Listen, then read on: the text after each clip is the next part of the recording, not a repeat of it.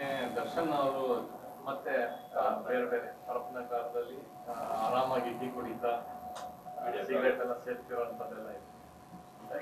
ಈ ವಿಚಾರ ಬಹಳಷ್ಟು ದೊಡ್ಡ ಮಟ್ಟದ ಚರ್ಚೆ ಆಗ್ತದೆ.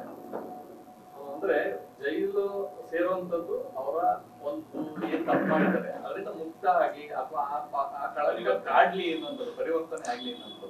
ಈ ವಿಚಾರದಲ್ಲಿ ಯಾಕೆ ಈ ತರ ಆಗ್ತಾ ಇದೆ? ಸರ್ಕಾರ ಎಲ್ಲ ಒಂದ್ ಕಡೆ ಲೋಪ ಎಸಗ್ತಿದ್ಯಾ? ಈಗಾಗಲೇ ಸರ್ಕಾರ ಸ್ವತಃ ಉಪಮುಖ್ಯಮಂತ್ರಿಗಳು ಹೇಳಿದಾರಲ್ಲ, ಅವ್ರು ನಾನು ಭೇಟಿ ಮಾಡಿದ್ದಾರೆ, ನನ್ನ ಸಹಾಯಕ್ಕೆ ಬಂದಿದ್ರು ಅನ್ನೋ ಹೇಳಿಕೆಯನ್ನು ನಾನು ನೋಡಿದ್ದೀನಿ.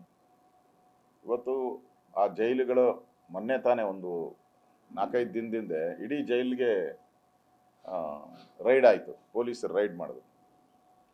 ರೈಡ್ ಮಾಡಿ ಅಲ್ಲಿರೋ ಏನೇನಿದೆಯೋ ಮೊಬೈಲ್ಗಳು ಎಲ್ಲ ಸೀಸ್ ಮಾಡಿದ್ರು. ಅಕ್ರಮ ಏನು ನಡೀತಾ ಇತ್ತೋ ಅದೆಲ್ಲವನ್ನ ತಡೆಗಟ್ಟುವಂಥ ಕೆಲಸವನ್ನು ಮಾಡಿದ್ರು. ಅದಾಗಿದ್ದು 4 ದಿನಕ್ಕೆ ಈ ಫೋಟೋ ತೆಗಿಯಕ್ಕೆ ಮೊಬೈಲ್ ಎಲ್ಲಿಂದ ಬಂತು? ಫೋಟೋ ತೆಗಿಯಕ್ಕೆ ಮೊಬೈಲ್ ಎಲ್ಲಿಂದ ಬಂತು? ಅದು ದೊಡ್ಡ ಪ್ರಶ್ನೆ. ಮತ್ತು ಅಲ್ಲಿ ಆ ಥರ ರಾಜಾವರೋಷವಾಗಿ ಕಾಫಿ, ತಿಂಡಿ, ಸಿಗರೇಟು ಇವೆಲ್ಲ ಕೊಡೋವಂಥದ್ದು ಏನು ಆಗ್ತಾ ಇದೆ, ಇದಕ್ಕೆ ಸರ್ಕಾರ ಉತ್ತರ ಕೊಡಬೇಕು.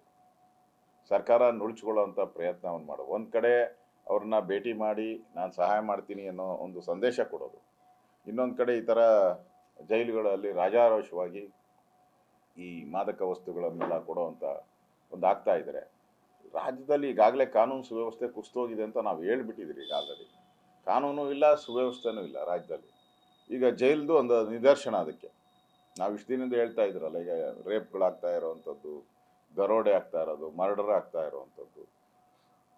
ರಾಜ್ಯದಲ್ಲಿ ಕಾನೂನು ಸುವ್ಯವಸ್ಥೆ ಅನ್ನೋದು ಯಾರು ಕೇಳೋರು ದಿಕ್ಕಿಲ್ಲ. ಆ ಪರಿಸ್ಥಿತಿ. ಸರ್ಕಾರ ಉಳಿತೋ ಹೋಗುತ್ತೋ ಅನ್ನೋದರಲ್ಲೇ ಅವರಿರೋವಂಥ ಎಲ್ಲ ಮಂತ್ರಿಗಳು ಕಾಯ್ತಾ ಇದ್ದಾರೆ.